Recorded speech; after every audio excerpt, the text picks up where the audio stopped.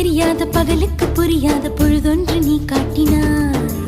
இதயத்தில் நீ இருப்பதனால் நான் தூங்கும் நேரத்தில் என்னுள்ளே தூங்காமல் நெஞ்சுக்குள் வாயாடினாய். கண்ணாடி நீ கடிகாரம் நான் உன்னுள்ளே ஓடோடி வாழ்வே. காதல் எனும் கடுதாசி நீ என்றென்றும் அன்புடன்